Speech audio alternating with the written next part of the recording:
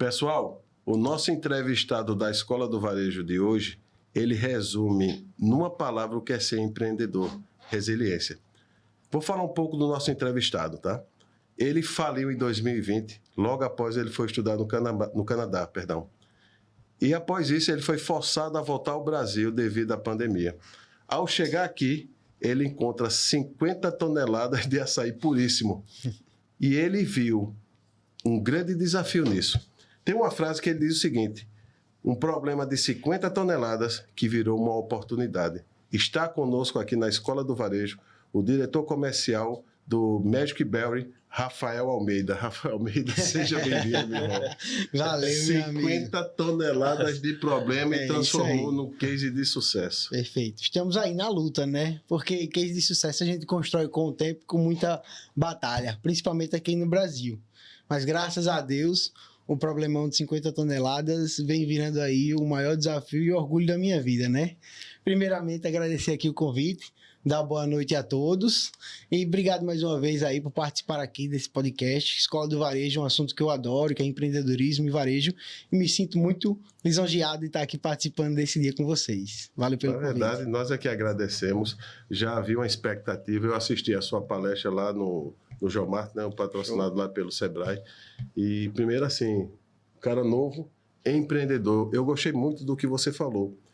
O que a pessoa, 50 toneladas de açaí e você viu 50 oportunidades de como desenvolver um negócio. Perfeito. E hoje você atua em mais de 101 açaiterias, não é isso? Perfeito. E atua em praticamente quantas cidades do estado de Alagoas? Hoje nós estamos em 27 cidades do estado de Alagoas, atendendo aí 101 açaiterias mais ou menos, e desde o dia 26 de agosto desse ano que a gente está nas principais redes de supermercado também, fazendo um trabalho bem legal. Se eu pudesse, ele dava um abraço, mas não dá. Eu sou fã da inovação. Meu irmão, me perdoe, você tem 28 anos, não é isso? Não, eu tenho 33 anos 33 já. anos. 33 anos. Começou em 2020. E minha carreira empreendedora foi antes disso, né? Eu nasci e me criei dentro do varejo do Coroa. Meu pai, ele é empreendedor do ramo do sorvete, bem dizer, né? Ele é fornecedor de matéria-prima para indústrias do ramo, né? Embalagens e ingredientes para fazer sorvete. Eu costumo dizer que eu nasci dentro do estoque, fui fabricado dentro do estoque. E aí, o que acontece? Essa vida sempre do sorvete e sempre de aprender com o pai, eu gosto de citar muito que eu fui beneficiado 2 vezes. Eu sou privilegiado de forma dobrada.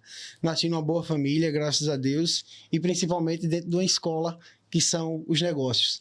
A gente sabe que a vivência é totalmente diferente ali do que a gente aprende em qualquer lugar da vida, né? E essa vivência me fez aí ser muito curioso, me decidi em 2015, eu acho, 2016, tentar carreira solo, entre aspas, né? Entrei aí numa primeira sociedade aqui, que foi uma doceria, aqui em Arapiraca. Eu entrei nessa sociedade lá com um amigo no tempo, mas é uma sociedade que não deu muito certo. E aí fechei. Nesse tempo de sociedade, eu estava me profissionalizando na vida do sorvete. Nesse tempo, acho que em 2015 também, 2016, uma coisa assim, abri uma chamada Escola Sorvete aqui, que foi a primeira escola de sorvete no Brasil. E aí fui atrás de quem era o cara. Esse cara que fundou era um maître pâtissier, o nome chique aí, que ele era... É porque minha leitura é pouca. Pode repetir, por favor? Mestre pâtissier. É o padeiro francês, vem dizer pra gente. É um confeiteiro chique, francês. O cara viajou a Europa por todo canto, estudando confeitaria. E aí, quando voltou para o Brasil, decidiu empreender no ramo do sorvete. Porque até então, a gente tem no sorvete comum, vamos dizer assim, um produto mais popularizado, pasta, são pós saborizantes, enfim. E aí esse cara, ele vem sendo um ator contra isso, vamos dizer, do sorvete natural. Eu digo, poxa, vou para lá aprender um pouquinho, né?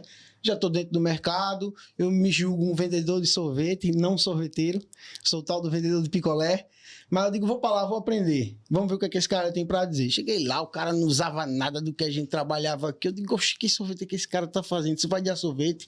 Porque antes da prática a gente viu toda a teoria, percebi que sorvete era muito cálculo. Nunca que eu imaginava que eu ia estudar tanta matemática sendo sorveteiro.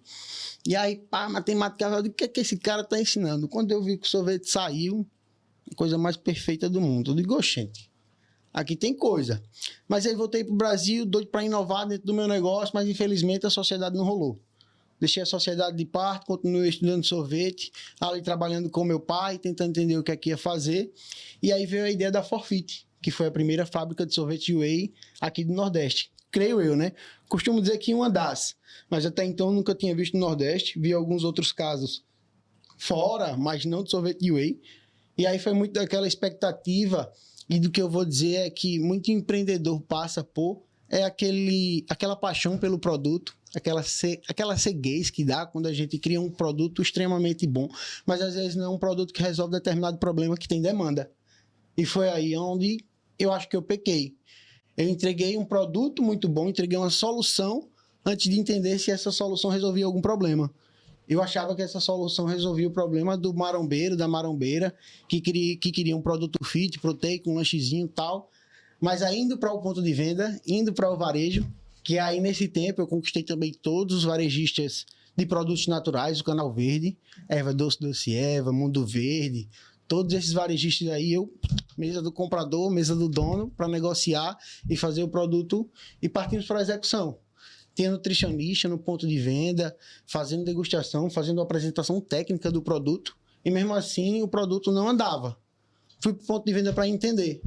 Quando eu vou para o ponto de venda entender, o público que estava consumindo o meu produto era senhoras e senhores diabéticos.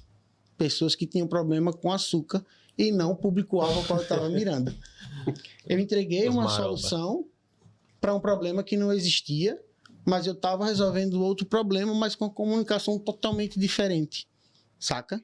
Construí uma marca e a demanda não vinha, e aí eu tive que lutar contra o ego. Porque a pessoa fica naquela, como é que eu vou dizer, sensação de ser o super-homem que vai conseguir fazer acontecer, mas que na verdade às vezes não adianta você estar dando um murro na ponta de faca, né? Baixar a cabeça, assumir que errou e tentar outra coisa. E foi isso que aconteceu. Parti para o Canadá pensando em estudar gerenciamento de negócios internacionais, mas aí apareceu pandemia e aí os planos foram outros. Passei por ali mais ou menos 1 ano e pouco. Consegui o nível de inglês para entrar ali na faculdade, no curso que eu queria, mas aí pandemia, o curso só começa daqui a 6 meses, eu digo, vou fazer o que aqui 6 meses? Eu estava trabalhando lá, mas já estava lá 1 ano e pouco, eu digo, voltar, daqui a 6 meses, quando for começar, eu volto. Mas aí voltei para o Brasil, quando eu voltei, o problema de 50 toneladas. E como foi que chegou essas 50 toneladas de açaí? O meu pai, como eu disse, ele é fornecedor de matéria-prima para a indústria. Mas o meu pai nunca entrou forte no mercado de distribuição de polpa de açaí. E meu pai é aquele cara que sempre entrou para valer. Sempre foi de entrar para valer quando ele decidiu fazer um negócio. Foi aí que ele decidiu montar uma estrutura bem legal, uma câmera fria, grandona, e negociou lá no Pará 50 toneladas de açaí com alguns fornecedores. Mas essa compra que ele fez foi no entre safra. E aí, quando bateu ali a safra, tal, não sei o quê, ele se perdeu em preço, não conseguiu acompanhar o preço de mercado, e aí o produto ficou estocado. Aí deu 3 meses, o produto nada de andar, e aí onde todo mundo estava enxergando o caos, eu busquei uma solução.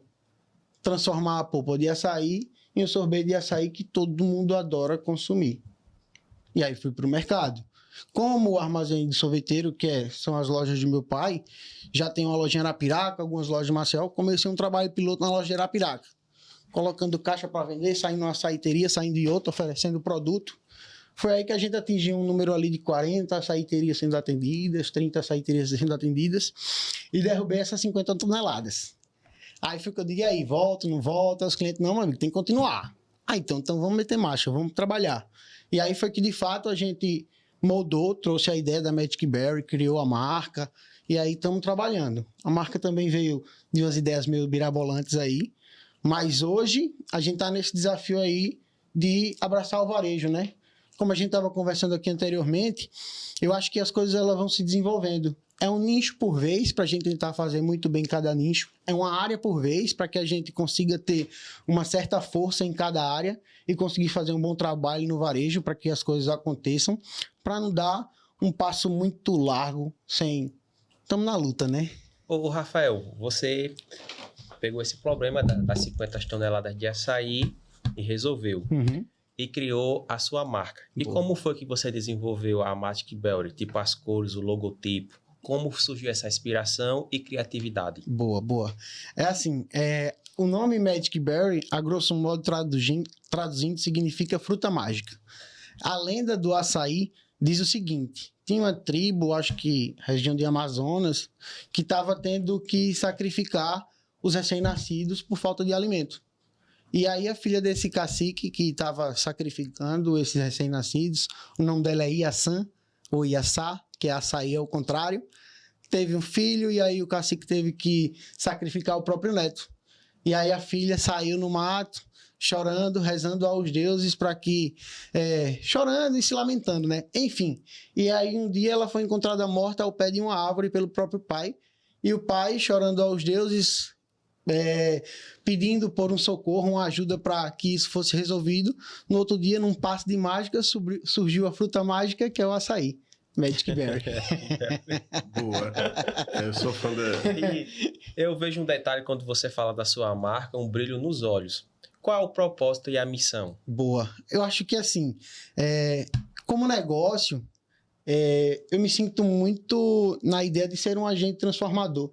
Às vezes parece ser uma forma muito branda de definir, mas eu acho que negócios, eles podem ser sim agentes transformadores de sociedade. E a Magic Berry está aí para isso. Não só para levar um produto de alta qualidade, um produto muito bem feito, mas sim para fazer o papel de uma empresa, vamos dizer, que se preocupa no âmbito ao que vive. A gente não está aí só para gerar empregos, que é uma coisa importante, mas para trazer esse senso de responsabilidade, principalmente de movimento. A gente vem aí fazendo um trabalho muito forte dentro do esporte, apoiando o jiu-jitsu, apoiando a corrida local, porque eu acho que a gente, quando se envolve dentro desses movimentos, a gente fortalece a sociedade como um todo, principalmente nessa época aí que a gente está vendo cada vez mais problemas de saúde sendo desenvolvidos por conta de falta de movimento na vida. E aí até que saiu o nosso velho e bom slogan: onde tem movimento, tem Magic Berry. Rafael, pronto, rapaz. Você morou no exterior, quanto tempo? Morei no Canadá 1 ano e meio, mais ou menos. 1 ano e meio. E você volta ao Brasil. No Brasil, qual é a maior dificuldade do empreendedor? Cara, assim, é porque empreender no Brasil, a gente sempre fala que é um desafio, e não é meu primeiro desafio nesse sentido. Eu acho que são diversos, né? Eu acredito muito no poder das pessoas, e uma coisa muito difícil é a gente encontrar as pessoas corretas e montar um time certo. Graças a Deus eu venho encontrando boas pessoas para fazer o meu negócio acontecer, mas se eu quero o melhor setor de vendas, eu preciso do melhor vendedor para que isso aconteça. Se eu quero a melhor área de distribuição, o melhor chão de fábrica, eu preciso das melhores pessoas executando essa função para que isso aconteça. Mas dito isso, além de pessoas, eu acho que um desafio gigantesco no Brasil é a carga tributária que a gente tem, que é muito... sacrifica bastante, principalmente o microempreendedor, né? A gente sabe das enormes taxas e impostos que a gente tem em cima do consumo, e no final das contas, a gente tira esse dinheiro do bolso antecipadamente, na maioria das vezes, não, quase sempre, né? Antes mesmo de ter um fluxo de caixa que fosse saudável para a empresa estar se mantendo. E a gente sabe que nos 5 primeiros anos é muito importante o fluxo de caixa saudável para que a empresa possa se manter. E quando vem ICMS antecipado, FECOEP, enfim, a gente sabe das inúmeras siglas que tem aí, e isso machuca muito o pequeno empreendedor, porque a gente sabe o como o caixa é apertado, o como a gente já nasce assim, no aperreio da vida, né? E eu acho que, nesse sentido, no tempo que eu estudei no Canadá, eu acredito que aos 3 primeiros anos a empresa não pagava imposto por lá ou algo assim. Tem algumas diferenças massacrantes em quesito de imposto sobre herança, de imposto sobre consumo, porque quer queira, quer não, tem que existir uma balança, né? A sociedade precisa pagar uma conta de desenvolvimento, seja na saúde, seja na infraestrutura, seja para dar mais oportunidades a pequenos negócios através de empréstimos e afins, porque a gente sabe que o financiamento é tão importante quanto esses benefícios aí que a gente precisa ter de fato. Eu nem diria benefício fiscal, né? Porque benefício fiscal está no topo da pirâmide, mas eu acho que uma maior igualdade aí nesse sentido. E eu acho que são esses 2 principais pontos que são grandes desafios aí para que um pequeno empreendedor possa começar a se desenvolver. Lógico que uma visão de curto prazo e longo prazo é muito importante para que a gente não possa estar se perdendo ao longo do caminho, porque como a gente estava dizendo aí, determinadas vezes os olhos brilham com determinados eventos, determinadas oportunidades, que às vezes a gente julga que pode ser benéfica, mas a gente deixa de enxergar se de fato dentro desse ambiente está o nosso público ideal, porque acha que o negócio pode dar bom. E perde tempo em vez de focar dentro do público ideal. E o nosso negócio sofre com isso, porque tempo é dinheiro, né? E para o pequeno empresário, então, é dobrado. Realmente não é fácil, né? É difícil. Ser empreendedor no Brasil. Por isso que você definiu resiliência. Isso. Não é a primeira vez, né? Não é a primeira vez aí.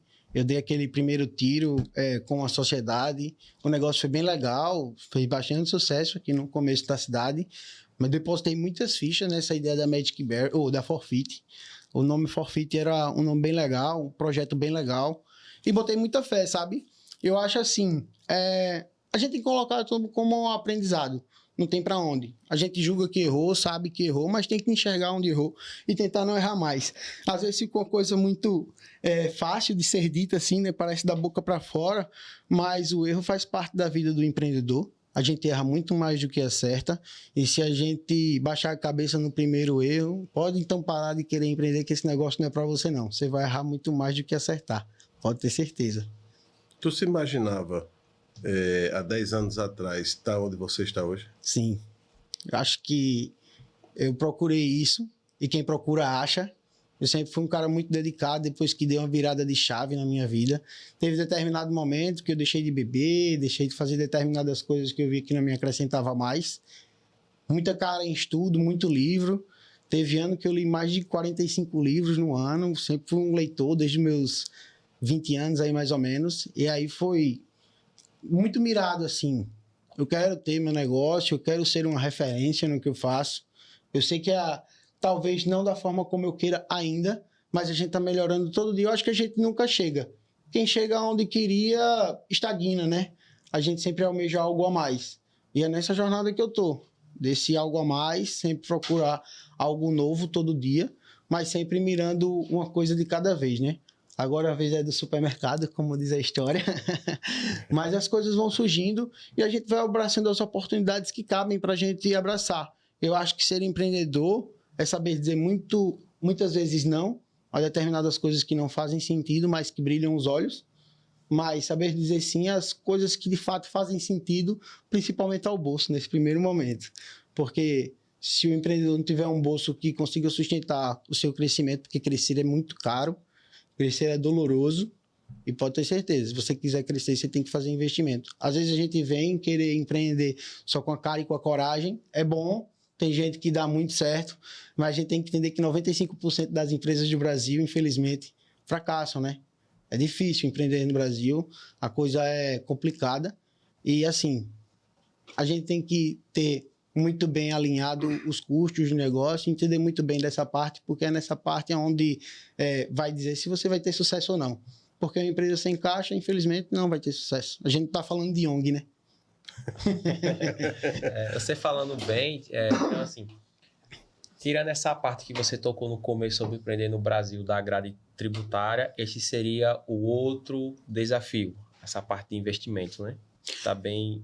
É porque, assim, a parte do investimento, ela é necessária para qualquer alavancagem. A gente não vê nenhuma empresa hoje se alavancando. A gente vê aí JBS, que é fazendo negócio externo, mas investido por BNDES. Quem sou eu para não ir atrás de investimento para tentar alavancar o meu negócio e crescer o meu negócio?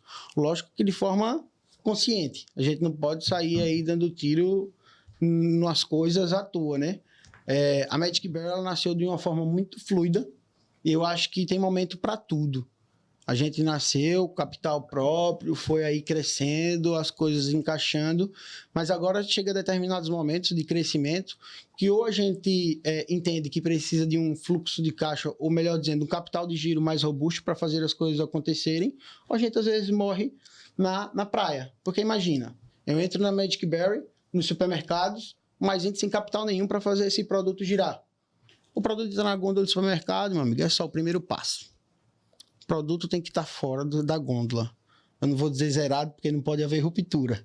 Mas o produto ele tem que estar no freezer do consumidor e não na gôndola do supermercado. E a gente sabe que o trabalho é muito minucioso e longo. Não é do dia para a noite que você vira uma marca conhecida, uma marca desejada e que todo mundo quer consumir. O trabalho é minucioso, leva tempo. E esse tempo leva dinheiro. E se não tem dinheiro, velho, pode fazer mágica. Você pode ser um herói desses que dão certo, com certeza, mas as coisas acontecem por volume, né? A gente tem aquela porcentagem ali que dá certo, que faz a mágica acontecer, mas é uma porcentagem pequena. A gente tem que ter muito bem inseridas as coisas no... Não vou dizer nem inseridas no plano de negócio, né? A Forfeit, ela nasceu de um plano de negócio bonito da fera. Mas a Magic Berry, não. Foi de um problema. Eu acho que a gente tem que ter muito bem noção disso, qual é o problema que a gente resolve, para quem a gente resolve. E foi nesse sentido que eu decidi entrar no supermercado. Porque eu achava e eu acho que o supermercado ele tem um problema na categoria de açaí. O supermercado ele não tem uma categoria de açaí que performa bem como a categoria de sorvete performa. Luiz, comprador fino, sabe muito mais do que eu isso. E a Magic Berry entrou para resolver esse problema da falta de giro na categoria de açaí no supermercado. A gente entrou para fazer o açaí girar tão bem quanto o sorvete. Porque quando a gente parte para a rua, dados, não me deixam mentir, dizem o seguinte: 80% do faturamento de açaiterias e sorveterias de rua hoje advém de açaí, do produto açaí. A indústria de sorvete no Brasil dedica 55% da sua produção para açaí. Quando a gente parte para o varejo, o açaí só fatura, em média, 12% do que o sorvete fatura. Deixa eu ver se eu entendi. O sorvete, qual é a fatia do mercado de sorvete? A fatia do mercado de sorvete comparado com o açaí? Não, o sorvete em si, independente do O açaí. sorvete vende mais. O sorvete vende muito mais. Entendi. Você quer falar de 55. volume Não, de mercado? 55% é o quê? 55% é a dedicação de uma indústria de sorvete para fabricar açaí. Entendi. Uma indústria de sorvete, a produção dela, 55% é dedicada a açaí. Ou seja, a indústria produz mais açaí do que sorvete, a sorveteria consome mais açaí do que sorvete, mas no varejo não. O varejo é o contrário. Açaí só vende 12% do que o sorvete vende. Vende mais sorvete. Não, entendi. Se sorvete vende... Eu fiquei na dúvida. Se sorvete vende 100 mil, açaí vende 12. Eu digo, porra, por que isso? Vamos investigar. Quando eu vou ver produto cristalizado, não vou falar assim, porque eu não quero falar mal de concorrente. Mas, a meu ver, um produto que não me agradava, não é palatável para mim, não me agrada, e falta muita execução. Eu acho que o seguinte, eu acho que porque a galera vem de fora, de outros estados, e peca muito nessa situação de execução. A galera quer crescer geograficamente antes do tempo, antes de fazer muito bem o dever de dentro de casa, para depois de fazer muito bem o dever na cidade vizinha, né? Não adianta, você não vai conseguir ser o melhor da sua cidade se antes você não é o melhor do seu bairro. A gente vai evoluindo para poder chegar a determinado ponto. E aí as indústrias, pelo menos que chegavam aqui, de Pernambuco, do próprio Pará, chegam aqui, mas chegam não com tanta força. E a gente sabe hoje que a galera não quer só consumir produto, ela quer consumir marca. Ela quer se sentir pertencida por determinados valores. Ela quer que a marca faça parte disso. Ela quer que a marca faça parte do hábito dela. E hoje o hábito muito forte é o hábito de movimento. Onde tem movimento, tem Magic Berry. A gente vem construindo muito bem essa situação de comunicação dentro do nosso ambiente e principalmente de execução dentro do ponto de venda. Tentando fazer um trabalho. É por isso que eu me preocupo com essa situação de expansão geográfica antes do tempo, de estar em determinadas cidades que a minha marca não tem uma certa relevância, porque aqui em Arapiraca a gente é alguma coisa, mas quando passa para cidades vizinhas ainda não somos nada. E fora isso, ainda tem essa situação desse trabalho de execução. É mais gente para executar e a gente sabe que o trabalho é minucioso. A cada dia a gente faz 17 novas vendas que faz uma degustação. Paga às vezes o volume da degustação? Não, mas você tem que entender que é um cliente que vai entrar no seu ciclo de compra. Vai colocar o seu produto em hábito. Vende uma, vende duas, vende três, vende quatro. Mas isso se o seu produto de fato agradar e ele não só comprou ali por conta da ação, de uma promoção, do calor do momento. O paladar vicia também, né? Quanto mais você experimenta, Perfeito. E eu Também para a pessoa conhecer um produto. paladar não volta, né? Exato. Você tem que degustar. Degustar. E eu costumo dizer isso, paladar não volta. Depois você experimentar algo bom ou algo melhor do que você tomava, não volta. Antigamente era Skol e Brahma. Hoje é só Stella, Heineken e as outras. Paladar não volta. Depois que você começa a consumir coisas melhores, paladar não volta. Não tem pra onde. As coisas vão ficando obsoletas, né? Como tecnologia também. Se a gente não vai melhorando as coisas de acordo com o que o consumidor está buscando, as coisas vão ficando para trás. A Coca-Cola hoje, a gente estava comentando, ela vende muito mais Coca-Cola Zero, porque ela acertou num produto que cabe na massa e que, de fato, está dentro desse contexto de mudança de hábito do consumidor. Porque cada vez mais as pessoas estão buscando hábitos e produtos que façam parte desse ciclo de saudabilidade, não é isso? E eu acredito que ela quebrou aquele tabu que Coca-Cola faz mal, né? Uhum, E quem consumia Coca-Cola estava deixando de consumir, eles estavam vamos criar zero. uhum. E hoje está com 30% da fatia do mercado, né? É porque eu acho a galera acha às vezes que as coisas mudam do 8 para 80, né? E no mercado não é assim. Vai do 8 para 12, por 15, por 16, isso consecutivamente. As coisas vão mudando aos poucos. A Coca-Cola já vem aí na Coca-Cola Light, na Coca-Cola não sei o quê, sabendo dessa tendência de mercado. Lógico que a Coca-Cola tem estudos de mercado aí que vale muito do que muitas empresas na vida, né? Só o estudo que ela faz. Mas a gente está muito antenado nessa situação. A gente já veio aí em 2019 com a nossa linha de sorvete de whey protein. E agora a gente também vem buscando, além de nos posicionarmos dentro desse contexto, porque a Magic Berry, nesse sentido, ela nasceu dentro desse contexto, de ser como é que eu posso dizer? Uma recompensa devido a hábitos saudáveis. Hoje a gente não tá naquele negócio do 80, não é mais isso. Ou é 880, eu vou comer tudo zero, é tudo zero e não sei o quê. Não. A gente tá ali, como é que chama hoje? Fugiu o termo que o pessoal tá utilizando, mas ele quer dizer o equilíbrio. Tudo é equilíbrio na vida. Eu faço a minha corrida para depois chegar e tomar um açaizinho com banana e granola. Para bater meu açaizinho com limão e hortelã. Já dentro desse contexto, quando eu era academia, no tempo que estava naquele hype, não era muito isso. Era muito da marambada, ovo, batata doce, tudo. Whey, era isso. Mas hoje, até essa ideia do esporte, a corrida que está muito em evidência, um tempo foi o crossfit, outro tempo o beach tênis, e é muito disso, as coisas vão mudando. Até porque é refrescante, você faz a corrida, na hora você quer algo que refresque, um gelado. Meu amigo, você vê como é a fila da gente na corrida. É absurdo, é absurdo. Tô indo para as corridas, os caras que não têm coisa, meu irmão, eu quero ficar do seu lado, porque eu preciso da fila para a galera estar com ponto de contato com o meu negócio. Eu estou sendo um ponto de referência na corrida para outras empresas estarem perto para estar com mais ponto de contato com consumidores. Olha o poder disso, saca? E é isso que tem que ser construído aos poucos. E isso está acontecendo aqui porque a gente vem investindo tempo, energia e dinheiro. E quando a gente divide tempo, energia e dinheiro em mais de um ambiente que ainda não está com aquele corpo exagerado que a gente precisa, a gente faz um trabalho meia boca em vários lugares.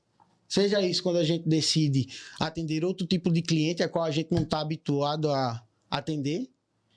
Eu estou sofrendo para atender meio que duas famílias de clientes distintas.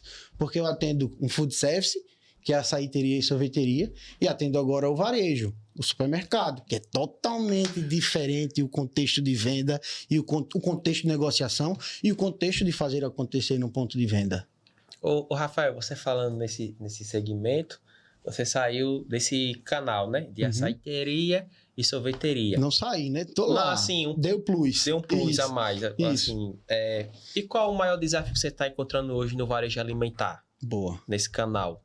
Boa. Né? Da sua visão. O varejo ele é um desafio gigante, gigante, gigante. Assim, se você não tentar entrar com um diferencial, você vai ser engolido pelos grandes, porque os grandes é quem detém a grande fatia do mercado. A gente tá ali brigando por a tal da migalha da fatia do mercado, né? Como se diz. Mas, assim, o varejo, ele é difícil para o pequeno justamente por conta desse volume que você precisa de investimento para poder performar bem no varejo. É difícil. É difícil. A gente sabe como é.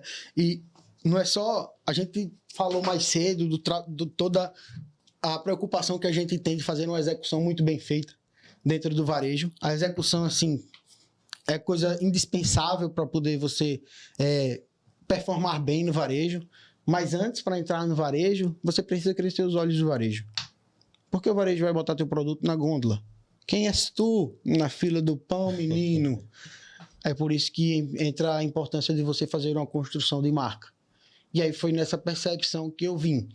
Eu estava aí fazendo as sorveterias e açaiterias muito bem, mas bateu o inverno, sorveteria e açaiteria dá aquela queda, que a gente sabe que tudo tem sua sazonalidade, e no nosso mercado, esse mercado esse tempo é um tempo crítico.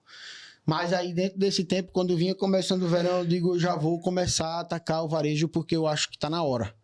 É nessa ideia de querer fazer. Como eu tinha portas abertas, conhecimento dentro de Arapiraca, quis aproveitar essa oportunidade. Tiveram supermercados aqui que abriram as portas, que estão sendo grandes parceiros aí, graças a Deus tem eles no meu caminho.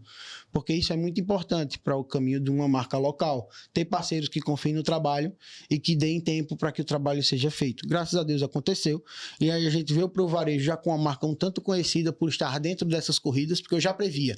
Vou entrar no varejo de tal data e aí eu vou começar a construir mais marca, investir mais em o pessoal estar visualizando a minha marca e tudo mais. E aí degustação em corrida, em eventos de esporte, colocando o produto em experimentação para quando eu entrasse no varejo já ter uma certa retaguarda. Por isso que eu falo que eu me preocupo muito mais em fazer um trabalho muito bem feito no player que eu estou hoje, por conta dessa situação que eu falei mais cedo da fatia de mercado do açaí, porque eu posso chegar para outro player e dizer, porra, tu tá com esses dois players estão faturando essa fatia de mercado, tá lá para você. Você fatura 12% do que o sorvete fatura com esses dois players. Mas a minha marca tá nesse varejo aqui eu faço aí, fatura 25% e eu sou dono de 70% do share da categoria. E aí? Por que não vai botar Magic Berry? Por isso que é muito mais importante eu fortalecer a minha marca, a minha saída dentro dos players que eu tô, porque os outros vão me buscar porque vão ver o trabalho bom que a gente está fazendo. Porque a categoria está massacrada em Alagoas. A categoria não está bem assistida. O sorvete já está lá, faturando o que tem que faturar. Eu não ia conseguir entrar com uma marca tão forte que conseguisse trazer impacto na categoria. Mais munição. Ia gastar mais munição. E aí entra aquela situação do trabalho que a gente vem fazendo também com o São Luís. Isso tudo muito também de pesquisa de mercado. O Juninho já vinha com essa ideia de construir marca própria e casou. Foi massa, porque deu muito bom. A gente conseguiu desenvolver um produto exclusivo para o supermercado São Luís, para ele fazer o melhor que ele sabe fazer. O São Luís ele é ótimo em fazer marketing, não tem para onde. É uma marca que eu admiro e muito, tanto na parte de marketing quanto de vendas. E aí foi um parceiro que casou, porque termina que a minha preocupação é entregar um bom produto para o supermercado São Luís, para que ele faça esse belo trabalho que ele está fazendo de marca própria e mais ainda, né, ganhar share de mercado, fazer crescer o volume da categoria, porque ele tem muito mais poder de marca do que eu, investe muito mais do que eu tenho capacidade de investir, consequentemente vende muito mais, porque eu entreguei um produto muito bom para ele e ele consegue fazer um trabalho muito melhor do que eu faria se eu fosse inserir outra marca dentro do varejo. Aí eu trabalho com a minha marca, Magic Berry, e trabalho em parceria aí, fazendo esse trabalho de white label que, assim, vem se mostrando um negócio muito interessante. Antes de entrar, eu vinha estudando muito, e nos Estados Unidos, hoje, ali na América do Norte, Estados Unidos e Canadá, 30% do consumo no varejo são de marcas próprias. E no Brasil é um pouco a 50%. Nada, no Brasil é 7%, o né? consumo de marca própria. E está uma tendência bem... né? E assim, no Nordeste, quanto é? Aí entra aquela ideia do Oceano Azul, que eu estou atacando no mercado, que já é consolidado, mas sem necessariamente precisar estar fazendo investimentos massivos para conseguir um share significante dentro do player. Porque hoje a gente está fazendo um trabalho bem legal no supermercado São Luís e os números mostram isso. E aí conseguir um share de mercado com a minha produção, lógico, não é a minha marca, mas é um produto que sai do meu ambiente de negócio e dá força para a minha marca ter mais força no varejo. Porque é aquela coisa... a gente faz caixa para poder investir no que a gente está construindo. E aí a gente consegue ter um trabalho melhor para ser feito com a nossa marca, que é a Magic Berry. E aí é meio que dentro desse sentido que eu vou enxergando a Magic Berry no futuro. É atacar muito bem, fazer um trabalho muito bem feito na categoria de açaí, onde eu acho que é massacrada, maltratada pelos preços, mal vista talvez. E assim, atacar no mercado que já é consolidado do sorvete, fazendo um crescimento geograficamente. Porque se eu for para Maceió, lá tem um player legal, que faz um trabalho tão legal quanto, pô, esse cara dá para fazer um trabalho com sorvete, será? Vamos conversar para fazer um trabalho de sorvete e açaí. Eu entro com 2 volumes, geograficamente falando, um volume muito maior, para poder fazer a minha logística valer a pena. Porque logística congelada é outro problema da nossa indústria.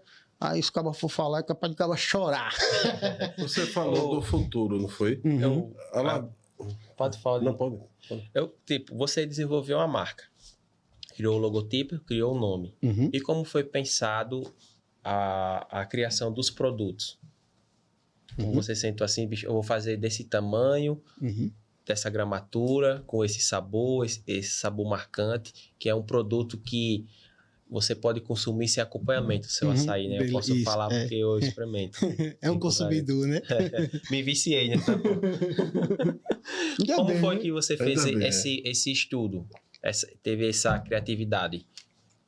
Quando eu fui para esse curso, aí foi que eu aprendi a matemática da coisa.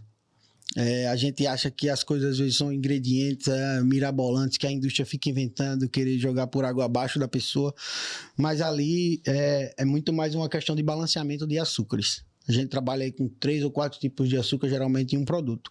Dito isso, a gente sempre percebeu que a galera busca muita indulgência no produto. A gente falou da ideia de saudabilidade e tudo, mas isso tem que vir junto com indulgência. A gente quer consumir uma coisa gostosa e sem culpa. Eu já vinha sentindo que o mercado do açaí ele não era muito bem visto, justamente porque dentro dessas corridas eu já vinha fazendo entrevista com a galera. Ah, me diz, qual o supermercado tu costuma fazer compras? E no Bela Compra. Tu já comprou açaí alguma vez lá? Acho que não. Por quê? Não sei. Aí algum outro pensa, comprei uma vez, mas não comprei mais. É ruim. Enfim, a gente vai fazendo essas perguntas, entendendo como é que a galera na nossa bolha está se portando, né? Porque quer queira, quer não, a gente está dentro de uma bolha, né, da gente. E aí, eu entrei antes com o produto do varejo, vinha performando muito bem, a galera falando muito dessa situação do varejo, não, desculpa, do food service, e a galera vinha falando muito dessa questão da cremosidade, diferente e tudo mais.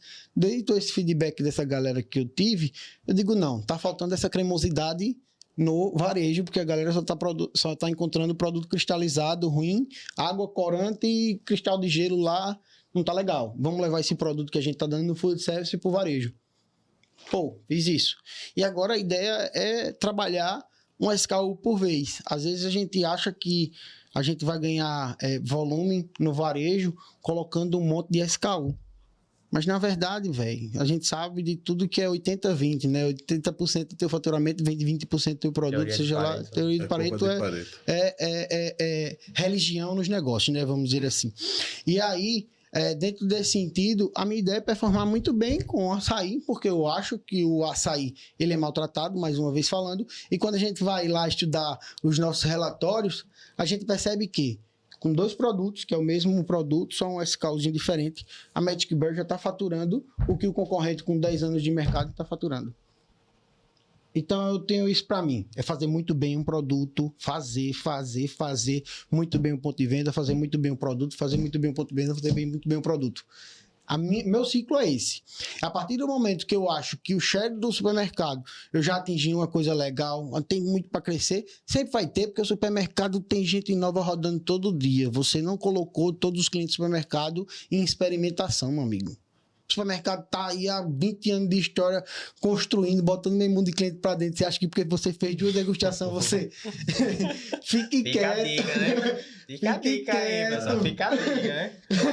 Aí é o seguinte, aí a gente colocando essa galera em experimentação, a gente vem tentando construir essa ideia, porque a gente tem um cenário ali perfeito que a gente quer atingir. Pô, se eu atingir aquilo ali, tô foda. Mas a gente tem aquelas outras, né? Quando eu chegar aqui, eu lanço um outro SKU. E é dentro desse sentido que a gente tá fazendo. A gente vem performando bem dentro dos preços. Faltam alguns, porque a gente vai entrando e fazendo trabalho internamente, aquela coisa acontecendo. Mas a ideia agora é inserir o açaí zero. Justamente porque eu acho que, como com um SKU praticamente, um produto, a gente está faturando o que o principal concorrente da gente fatura, que tem 8, 9. Então está na hora de eu lançar mais um. Vou agora atrás de mais 10, 15%, 20% desse share com outro produto. E continuo fazendo o meu principal crescer. Tchá, tchá, tchá. Entendi? Aí é muito dessa situação. A gente sempre mira, mas antes de chegar ali naquele... Porque o ideal sempre é um pouquinho mais longe, talvez, né? Mas é o que a gente tem que ir atrás. Mas a ideia é essa, é atingir um determinado número de clientes, um determinado share com esse produto, nesse número de clientes, para poder vir aí com outro produto e aumentar esse share da gôndola. Tanto de espaço de gôndola quanto share de mercado. Agora, Alagoas tem 102 municípios. Uhum. Tu está em 27 cidades. Tu está aproximadamente um quarto do estado. Uhum. Você falou de futuro, falou sobre a expansão da marca. Como é que você imagina que essa marca vai estar, a Magic Berry, daqui a 5, 10 anos? 5, 10 anos. A minha ideia é internacionalizar a marca. Eu acho que é um passo de cada vez. A gente vai construir nossa marca aqui no nosso espaço. A gente tem que construir muito bem a Magic Berry aqui. Mas a gente sabe que o foco do açaí está lá no Pará. Quem sabe um dia um sonho não acontece, a gente se aproxima ainda mais desse estado para poder conseguir internacionalizar a marca com certa força. Mas a gente tem um produto legal, a gente está construindo uma marca legal, é um passo de cada vez, a gente está falando de grandes sonhos, né? E eu não vou dizer que eu não tenho esse sonho por mimo, né? Para dizer assim, tá falando, mas eu vou falar e vou chegar. A gente está aí trabalhando firme, fazendo um passo de cada vez, mas a ideia é internacionalizar a nossa marca. O açaí, ele está sofrendo impactos gigantescos no preço, a polpa, por conta do impacto que ele está tendo no mundo. O açaí está sendo levado para a Europa e isso tudo muito por franquias. Deixar muito bem colocado. Não estão explorando o varejo em canto nenhum com açaí. Não tem. Assim, eu falo que tem a força expressiva no varejo quanto o sorvete. Nesse sonho que eu digo, talvez utópico, mas de que o açaí possa ter um volume similar ao de sorvete na categoria. Mas quando a gente passa por sabor, a gente lá analisando, acho que o açaí foi o segundo produto em questão de valor faturado quando bota sorvete e açaí junto. Vem um sorvete X, de sabor X, aí vem o açaí. O negócio agora é entender como é que você consegue colocar mais produtos dentro dessa família que tenham saída. Porque a galera fica botando açaí com morango, açaí com não sei o quê, açaí com não sei o quê, botar por botar. Vou botar para crescer meu faturamento e meu espaço de gôndola no supermercado, mas não tem saída. Eu não quero... Eu sei que a lei de Pareto ela vai vingar uma hora ou outra, do 80-20. Mas eu quero encontrar produtos que, de fato, consigam fazer uma pequena diferença dentro da gôndola do supermercado. E, para isso, eu venho utilizando muito inteligência artificial, né? Eu acho que deve ter sido a primeira fábrica de sorvete a colocar o uso de inteligência artificial para desenvolvimento de sabores, para pesquisa e desenvolvimento de sabores. Lá eu estudo inteligência artificial desde o ChatGPT 3.5, já fiz vários cursos aí do grande professor Sandeco, que é um grande mestre aí do Instituto Federal do Goiás, um pesquisador na área de inteligência artificial, e aí vim fazendo curso e tentando inserir ele em várias etapas dentro do processo da minha empresa. E um deles foi na criação de sorvetes. Eu fiz no tempo, acho que ano passado, no aniversário de Arapiraca, um sorvete de tabaco, café e chocolate. De quê? Tabaco, café e chocolate. Fumo. Eu sei, mas de fumo. De fumo. Peguei a folha de tabaco, desidratei no leite, deixei marinar, e isso tudo com o auxílio de inteligência artificial. Ela desenvolve a receita e a gente recria. Vários sabores a gente já fez, tudo dando muito certo até então.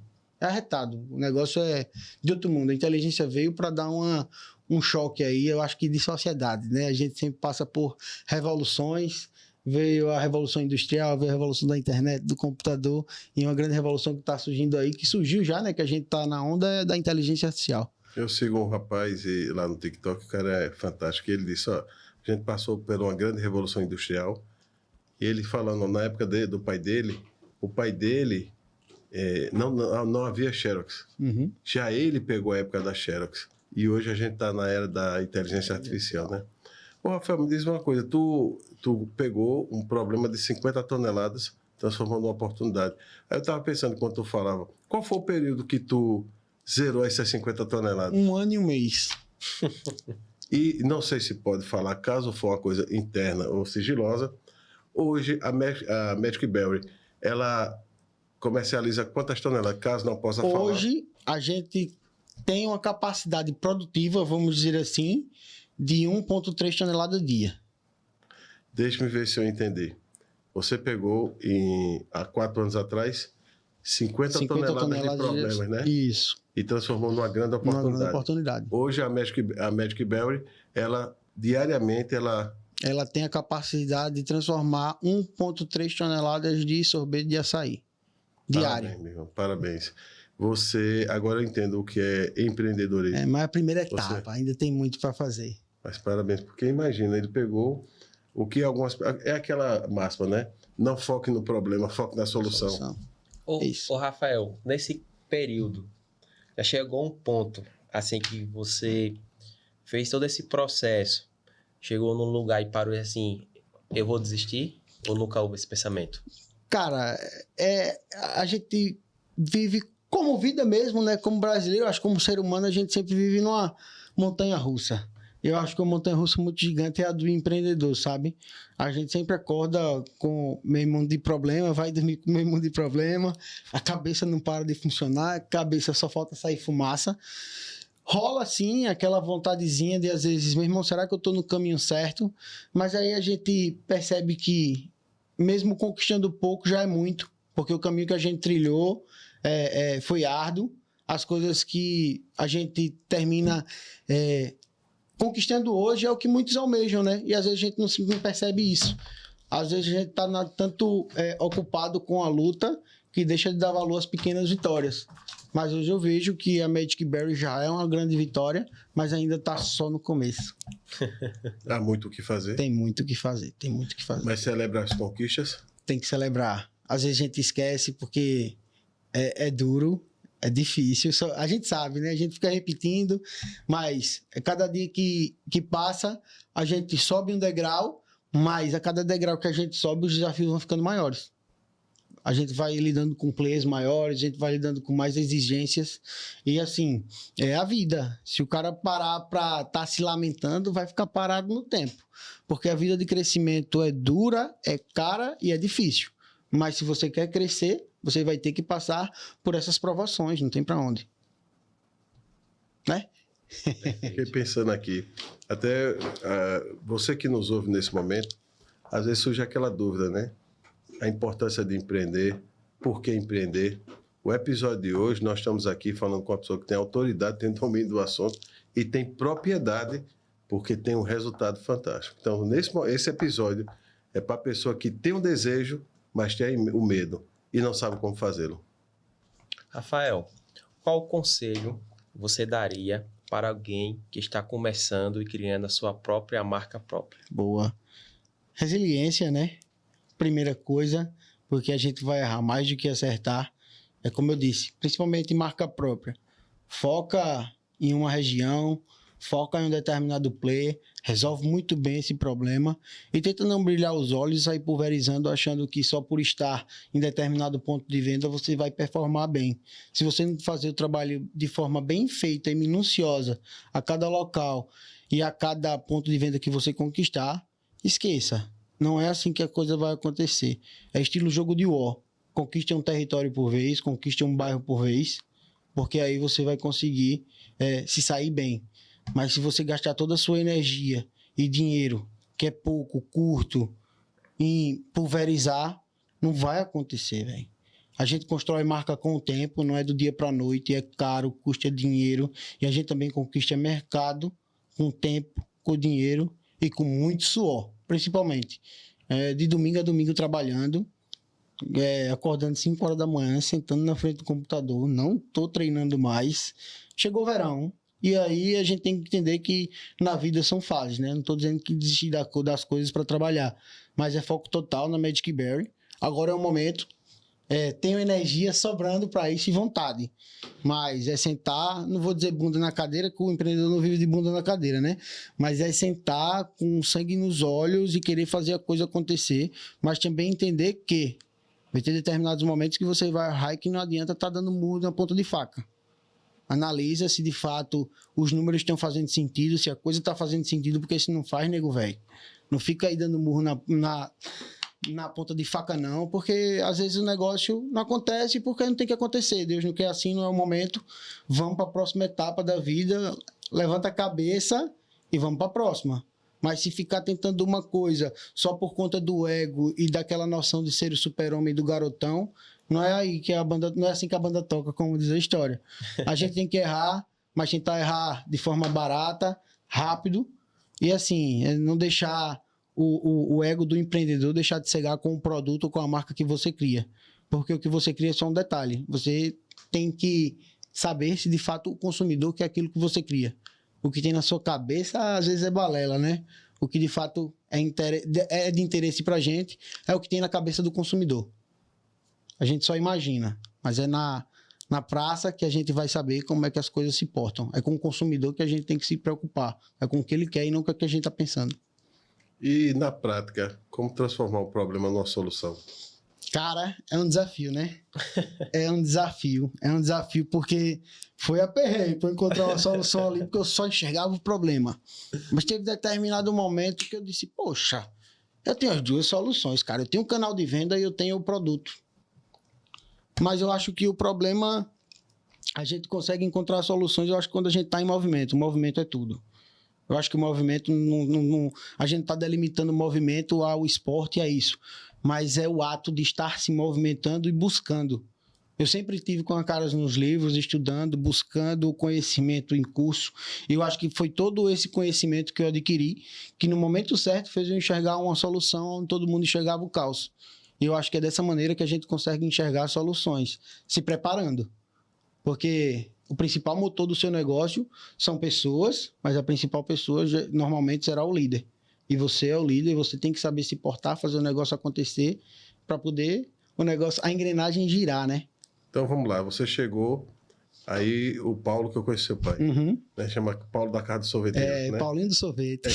Eu não sei se tem hoje ali na Rua do Peixe, Expedião Rodrigues, tem lá. Na esquina, ali perto da Viager. Isso, perfeito. Aí você chegou, aí tá lá, o Paulo comprou 50 mil quilos de açaí puríssima, Isso. da polpa puríssima, Da é isso? polpa, isso. Aí você chegou do Canadá, suave na nave. Isso. E aí, bro. Aí quando chegou, disse, pai, o que é isso? Ele disse, 50 mil quilos de açaí. Vamos vender. Aí ele fez.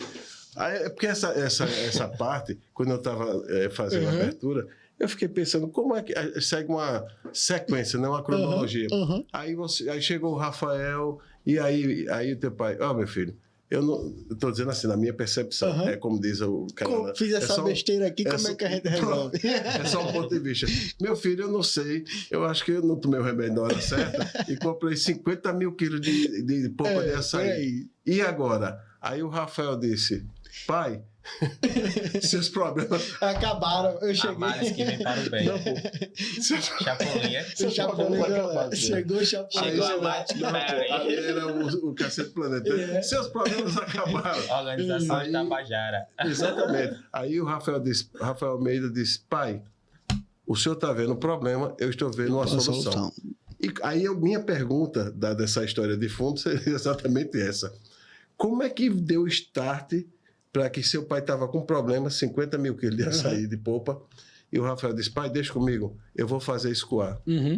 Bom, foi da seguinte maneira, eu estava lá na loja, eu cheguei do Canadá, para não ficar perdido, fiquei na loja, né, ali, porque ele tem a loja, também tem uma distribuidora, ali na Canafístula. E aí esse problema foi na distribuidora. Eu lá na loja, a câmera fria já estava feita, daqui a pouco chegou uma carreta, aí chega outra, aí vem a terceira, eu digo, gente, que benção foi essa? Vamos já vender isso tudo de açaí. Aí vai um mês, vai 2, vai 3, e eu ia lá, e eu nada do negócio girar. É porque a minha cabeça esquenta mais do que a de muita gente. Eu já vinha bufando com aquele estoque. E o meu pai, ele sempre foi um negociador. Ele sempre foi de negociar volume, para tentar negociar volume para ver preço. E sair distribuindo. Mas dessa vez, achando que ele negociando volume numa entre-safra, infelizmente, não foi um bom negócio. E aí, foi ali, ele sempre foi, não, uma hora vai, uma hora vai, uma hora vai. E eu agoniado, deu 3 meses, nada da equipe de venda sem conseguir dar vencimento, e ninguém olhando para o problema como eu olhava, eu digo, meu irmão, eu tenho que movimentar. E aí, eu tinha essa pequena estrutura lá Do sorvete. do sorvete, que eu tinha uma capacidade produtiva ali de uns 180 quilos por dia, 200 e poucos quilos por dia, eu acho. E aí, comprei mais uma maquinazinha para dar um upgrade nisso daí. Aí a gente começou a transformar um negócio, dentro de um ano e pouco, o negócio se desenvolveu, e aí foi que eu decidi, de fato, engrenar com a Magic Berry. Mas quando tu tirou o estoque, teu pai disse o quê? Aí ele disse, ô menino abençoado, ainda bem que tirou isso daqui. Ô, Rafael, a gente fez a primeira amostra. Como foi essa venda? Chegasse lá na saíteira, disse, bicho, testa aí, vê se presta de graça. Aí foi o seguinte, aí eu usei das armas que a gente tinha, né? Ele tinha loja e todo cliente de açaiteria e sorveteria tava lá dentro. Muita gente. E aí, execução. Eu tava lá no freezerzinho, perto das granolas, das coisas, quando acaba aí, eu, um açaí aqui comigo, chegue. Quanto é que tá a Castais comprando? A minha R$10 a menos, vamos se ajeitando. Foi botando, executando devagarzinho, e aí à medida que a gente vai criando marca, a gente vai ajustando um pouquinho a margem, tentando se enquadrar dentro do que a concorrência está trabalhando. Mas no primeiro momento a gente tem que desenvolver o produto, né? Mas então deixa eu ver mais uma vez se eu entendi. Havia o produto, havia o cliente, mas não havia a ponto da pessoa que ligava o estoque ao cliente. Isso, é porque é o seguinte, a polpa de açaí ela é um produto que é antes da transformação. Ele vem antes da transformação. O produto que a gente consome é o sorvete de açaí aqui. Precisa de um processo industrial para isso acontecer, que é feito dentro de uma fábrica de sorvete. E aí ele não... Essa estrutura estava encostada. O que ele tinha era câmara fria com polpa versus várias fábricas por aí de sorvete que não compravam açaí dele por conta de altos custos, por conta da compra da entre-safra. Mas para eu transformar esse produto em casa, aí tá de boa. Isso aí é mais barato. Saía mais barato, entendeu? Aí eu usei dessa artimanha, desse problema que tinha aí, para encontrar uma solução. E foi aí que a gente colocou esse açaí todo para fora e a marca tá aí para contar essa história. Só para concluir, assim, eu fico imaginando, se esse rapaz não veio lá do Canadá para resolver esse problema... E até hoje lá. Não, lá, ele estava lá. Paulo, na época, olhando tá agora tem 35. Aí o Paulo ficava assim, mas rapaz, o que é que eu fui fazer? Aí como eu chegava, aí tava lá, e, como é, entupido mesmo. Entupido, e o Paulo olhava assim e dizia, mas rapaz, numa hora dessa nem o Chapolin Colorado aparece, mas apareceu São Rafael. Foi bom. Foi uma história de tanto. Tudo tem um propósito. É, aquela coisa. Mas é isso que eu digo. Eu estudei um pouco o seu perfil. Eu só vou fazer, entenda, não é a receita de bolo, mas eu observei que você tem um raciocínio rápido. Você consegue pegar as coisas assim, você é um cara assim acelerado, parabéns, meu irmão. E é bom isso demais, porque é um conformismo. Você é imparável, cara. Não, e é assim, para isso assim que eu acho que eu nasci, eu tenho empreender como um propósito, eu gosto do que eu faço, eu amo o que eu faço. E assim, eu acho que a Magic Berry é o início aí de uma longa jornada. Eu sei que a vida acontece e quem procura acha, como eu disse. E eu venho procurando todo dia. Eu venho plantando, eu venho fazendo a coisa acontecer. E não é dizendo por dizer, e sim sentando nas mesas corretas, correndo para onde a bola está correndo e tentando fazer gol. Por todo momento, é nessa visão de tentar resolver problemas, mas problemas de onde caiba. Com a cabeça muito bem centrada para não fazer mais besteira, de estar fazendo expansão geográfica de uma forma mal pensada e estruturada, porque aí é onde boa parte das empresas começam a tambalear. E eu tenho muito medo disso, porque eu estou falando aqui, mas a empolgação às vezes toma conta. A gente sabe como é a vida do empreendedor, que vão ter determinadas coisas que brilha o olho e o caba diz, não vou perder essa chance. Mas tomara quando eu não perca ela, seja a chance da vida, né? Mas trabalhar para fazer acontecer, não tem segredo. E como você vê a evolução da sua marca hoje com as tendências de mercado? Eu acho que a gente tá surfando na onda certa. Eu entrei no momento certo de surfar essa onda de saudabilidade, melhor dizendo, de ter recompensa do movimento sem culpa. Porque onde tem movimento tem Magic Berry. E dentro desse sentido é que a gente vai construindo marca. Dá pra esquecer, desculpe. Dá pra esquecer não, viu? Dá Ainda não. falou 3 vezes. Perdão, pode falar pela 4ª vez? Onde tem movimento tem Magic Berry.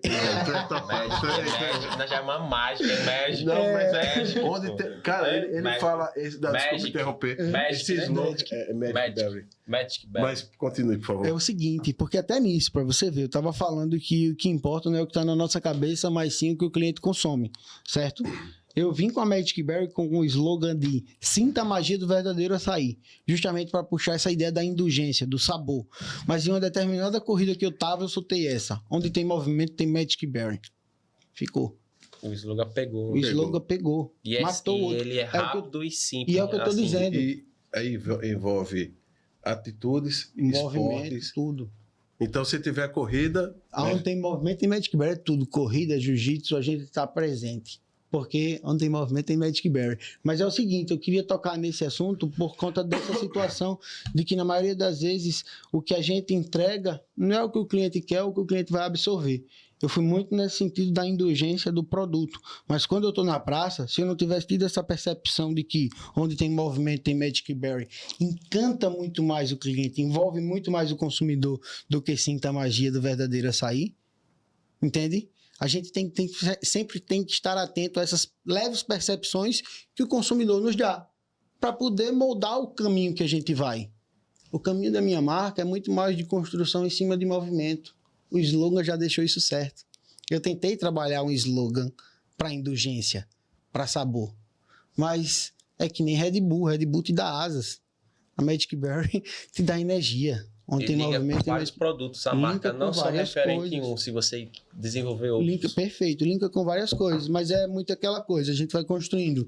Quem sabe um dia a Magic Berry não é um Unilever da vida com vários braços, mas por enquanto é uma fábrica de açaí. Rapaz, aquela máxima, eu vejo que é verdade na sua visão. O trabalho de pensar pequeno e grande é o mesmo trabalho, né?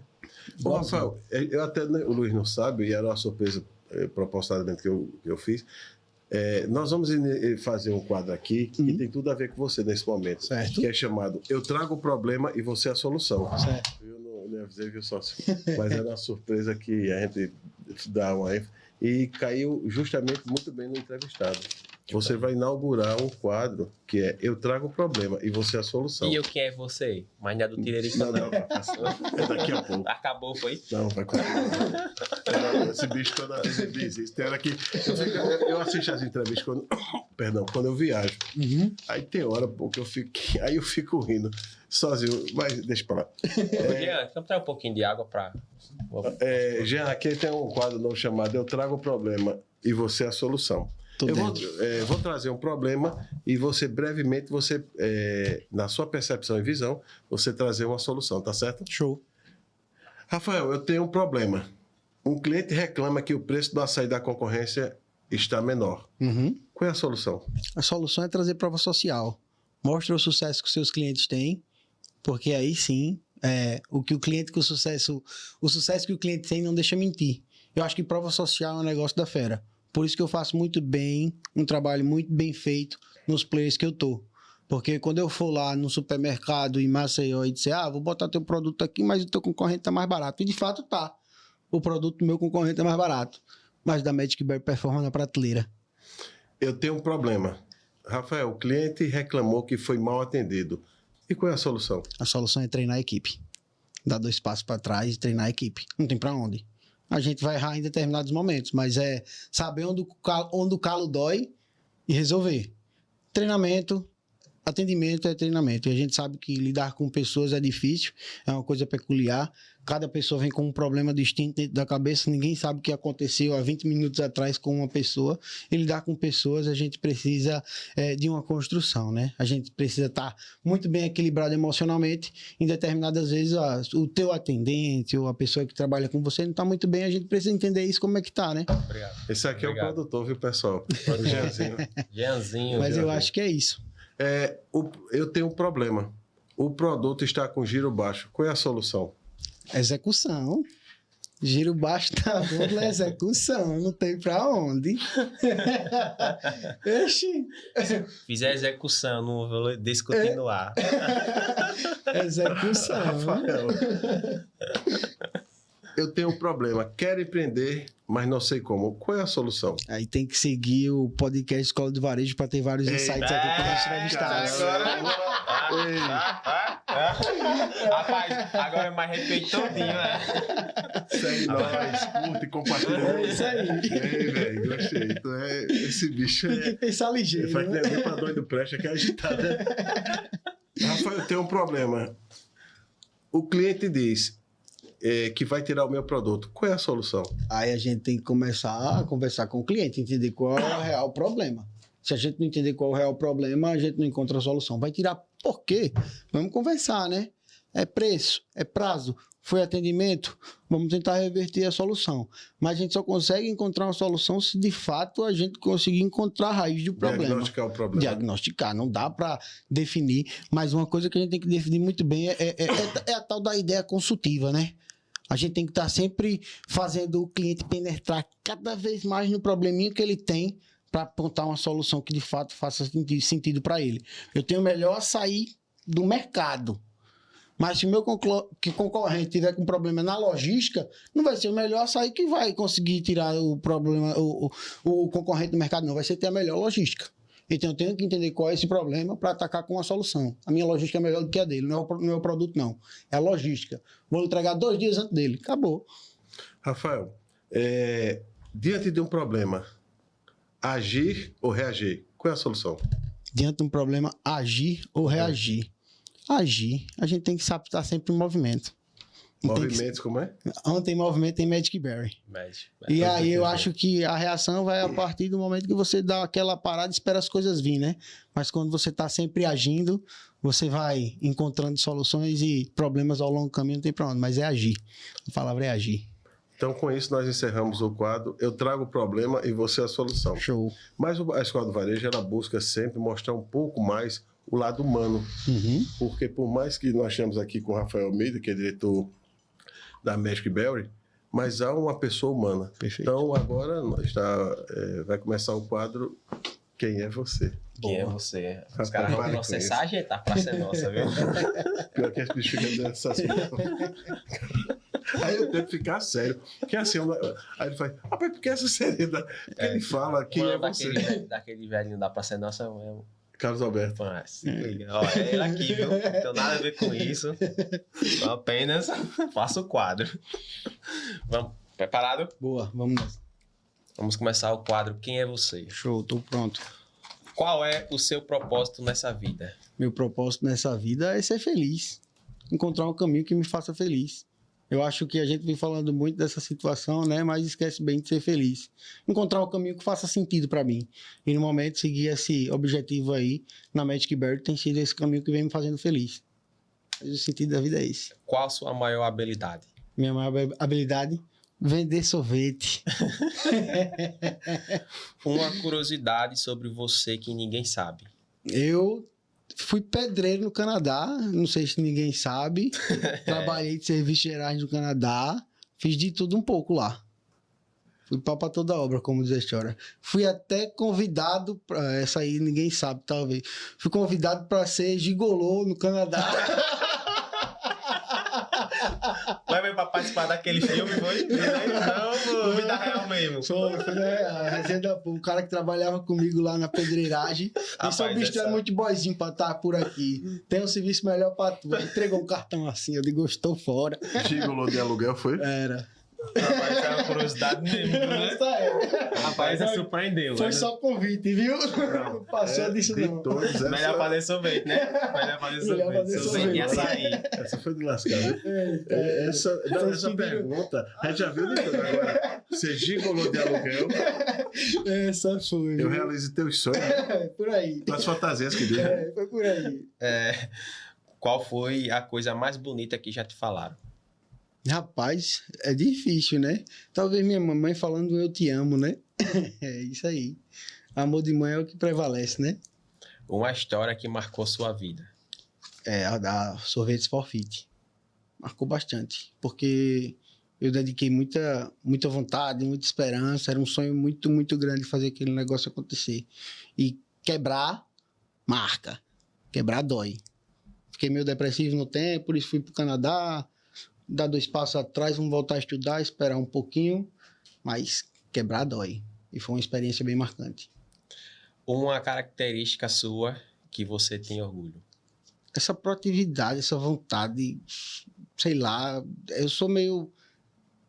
Não sei, eu não vou dizer imparável que alguma coisa um dia para a gente, né? Pode ser que a gente não sabe o dia de amanhã. Mas eu acordo todo dia com uma vontade enorme de fazer o negócio acontecer. E eu acho que isso é a minha principal característica para que as coisas aconteçam, assim, da forma como estão acontecendo.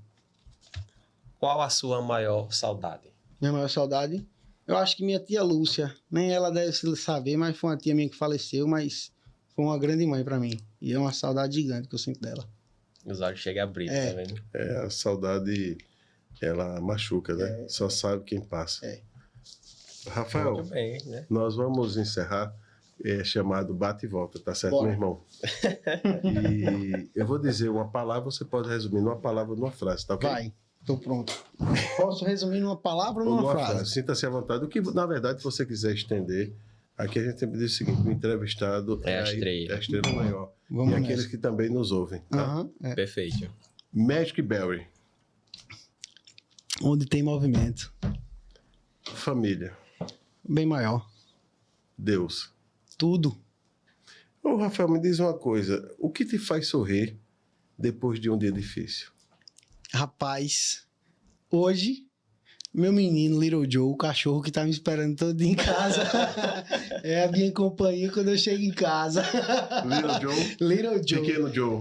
Pra você, Little Joe Jr., porque meu apelido é Little Joe. Aí eu botei o nome do cachorro de Little Joe Jr. Mais uma curiosidade, né? Mais uma curiosidade. É. Ô, Rafael, como é que você se vê? Atualmente, como um Sim. sonhador, mas mais que um sonhador, um executor. Eu tô sonhando 24 horas, mas executando 24 horas também o caminho que eu quero trilhar, aonde eu quero chegar. E assim, é 24 horas de verdade. É de domingo a domingo, a gente tem aqueles momentos mais breves, mas ultimamente tem sido bem breves mesmo. A vida é uma montanha-russa e o momento da vida agora está exigindo muito do meu tempo para o meu trabalho e é isso que eu estou fazendo. E Entendeu? a minha última pergunta tem a ver com a vida. Rafael Almeida, o que é a vida? A vida é viver, né? Não tem pra onde. É como eu volto. É porque a vida é feita de momentos e a gente tem que saber muito bem aproveitar cada momento da vida, entender que determinados momentos serão difíceis, mas que dá pra gente tirar aprendizados disso daí. A vida é um eterno tá feliz, tá sofrendo. Mas a gente tem que saber tirar. É trivial dizer isso, mas tirar as melhores experiências do que a gente vai vivendo, né?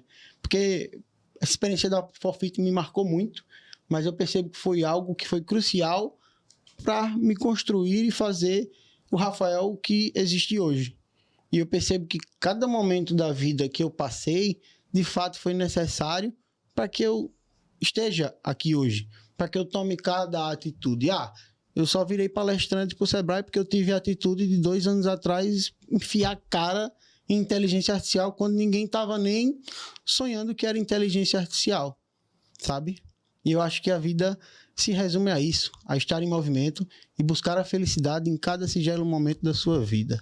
É aproveitar cada momentinho de verdade e saber que vai ter um momento que tá na folia, mas quando você tá aqui, saiba aproveitar esse momento também. Porque se a gente não fizer com bom gosto, não rola, né? As coisas não vão se desenvolvendo. Mas eu percebo que quando a gente faz as coisas com afinco, com felicidade, com vontade de fazer acontecer, o resultado vem.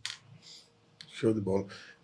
As considerações finais sempre o entrevistado encerra, mas eu começo, Luiz, e depois você então encerra o episódio, tá? Show. Primeiro, parabéns pela um cara novo. Sua trajetória não começou de hoje. Quando eu liguei para você, para a gente fazer uma abertura personalizada, ali eu vi, eis aqui o empreendedor. Um cara que tem objetivos realmente claros, sabe onde quer chegar. E vendo essa trajetória, essa vivência, essa busca incansável para que a minha marca se torne uma referência e uma liderança, é algo notável. Uhum. Eu te parabenizo, seu empreendedorismo é nítido, é notório. Meu irmão, de Agradeço coração, demais. meus sinceros parabéns. Valeu, Parabéns. valeu de verdade. Obrigadão. Rafael, é uma honra tê-lo aqui, passando um pouco da sua experiência, dos seus desafios da sua vida, falando sobre empreendedorismo, sobre construir uma marca. Sabemos quanto é corrido, né? A vida do empreendedor. Uhum. E que você venha mais vezes para a gente falar de negócio, Show. de marca, de inteligência artificial, um Vamos tema específico para isso. Boa. Obrigado pela moral. Eu que agradeço Tamo mais o junto, convite, velho. que é isso. Topado, velho. Não, show de bola. Agora a palavra é sua. Boa. Eu que fico muito feliz em estar aqui presente. E assim, é uma coisa que eu já falei muito aqui, vou repetir mais uma vez, mas estejam em movimento, estejam buscando. Não procurem reagir, e sim agir. E estejam analisando todo esse corpo, as pessoas que estão presentes ao seu lado e quem pode de verdade fazer a diferença dentro de algum setor da sua vida. Eu acho que a vida são feitas por momentos. Você pode estar num momento muito triste da sua vida, uma quebra talvez, mas saiba que isso pode ser um momento de grande oportunidade para você refletir sobre o que de fato você pode fazer para os próximos passos e os principais aprendizados que você pode tirar disso daí. Saiba que você vai encontrar um problema de 50 toneladas na sua vida, mas pé no chão, respira, que dá para resolver. A gente vai focar na solução e não no problema. Eu agradeço mais uma vez, obrigado demais e vamos para a próxima. Estou Vamos por pra aqui próxima. quando convidarem. Eu sempre encerro a frase, mas aí eu mudo essa frase no meio do percurso. Eu vi que você falou sobre ego. E aí, enxergando ações, eu vi enxergando o caos. Eu enxerguei a oportunidade. Aí, em cima disso que tu foi falar também de ego, eu vou então encerrar com a frase em respeito ao nosso entrevistado, tá certo? Fechou. Eu encerro com a frase que diz assim: ego e sucesso não andam de mãos dadas. Podcast Escola do Varejo. O primeiro podcast de Alagoas em varejo. Valeu. Valeu, galera. Show. Irmão, você Valeu, é bom, viu, Rafael. cara?